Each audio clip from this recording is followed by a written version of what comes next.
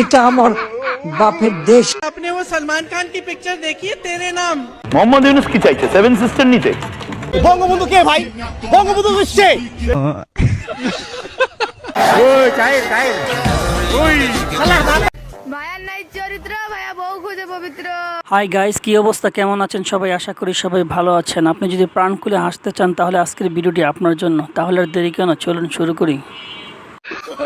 ছাড়, ছেড়ে দে, এটা আমার বাপের দেশ।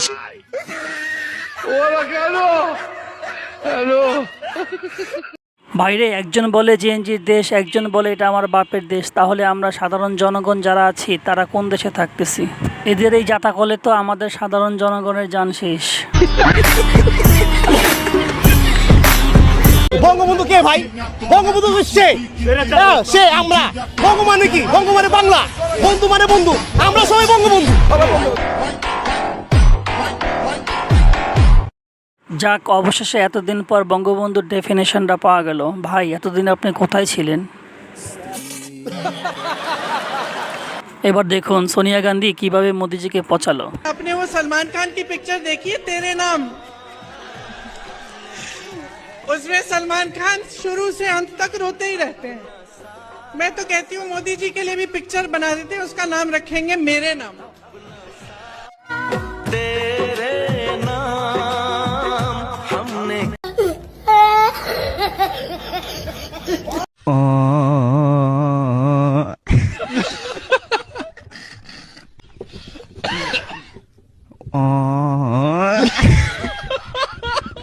এত সাবধানে নাইমাও যদি পড়ে যেতে হয় তাহলে আর এত সাবধানতা অবলম্বন করে লাভ কি হইল?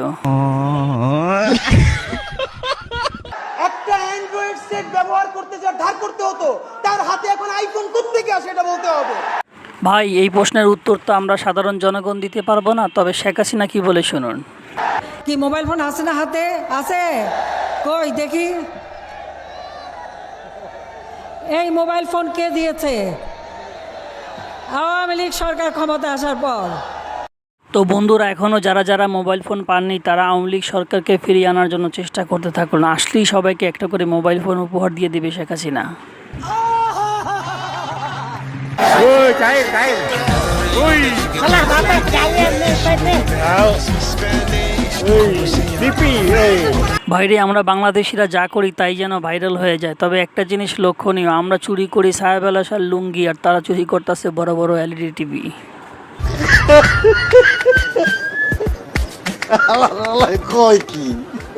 মোহাম্মদ ইউনূস কি চাইছে? সেভেন সিস্টার নিতে। আর আমাদের ভারতীয় সেনা কি ললিপপ খাবে? আপনারা ললিপপ খাবেন না গরুর গুমুত খাবেন সেটা আপনাদের বিষয়, তবে আমাদের সাথে লাগতে আসলে আমরা ছেড়ে কথা বলবো না।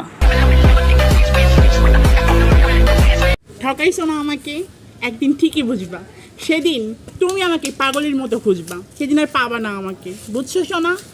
আমার তো মনে হয় সে এখন অলরেডি পাগল হয়ে গেছে। বন্ধুরা কি বলেন? সামনে নির্বাচন, বেশি বলা কর কিছু নয়। আমার যদি আপনারা ভোট দেন, রাস্তা ওয়ার্ডের কাউন্সিলর বানান, আমি একটা কথা বলতে পারি যে কোনো রাস্তাঘাট, স্কুল কলেজ কিছু থাকবে না ইনশাল্লাহ। তা ভাই, রাস্তাঘাট নিয়ে কোথায় চলে যাবেন? আওয়ামী লীগ তো ভারত চলে গেছে, আপনি কোন দেশে চলে যাবেন? 10টা হুন্ডা, 20টা গুন্ডা, নির্বাচন ঠান্ডা। গুন্ডা আনতে চাইলে গুন্ডা আনা যায়, অসুবিধা হয় না।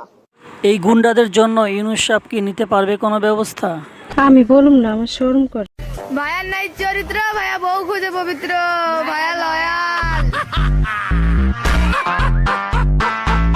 আপু, কথাটা একদম ঠিক বলছেন, কিন্তু ছেলেদের দিকে আঙুল তোলার আগে নিজেদের দিকে একটু তাকায়েন। আপনারা যে কতটা চরিত্রবান এবং রয়্যাল সেটাও কিন্তু আমরা জানি।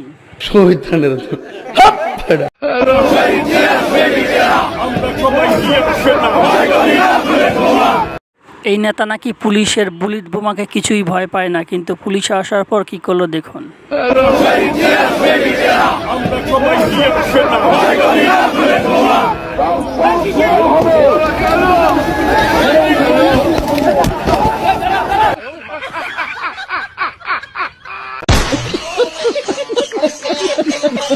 যে আশঙ্কাটা ছিল সেই আশঙ্কাটাই এবার সত্যি প্রমাণিত হয়ে গেল। বাংলাদেশ একেবারে চলে গেল আমেরিকার গর্ভে। কেন বলছি জানেন?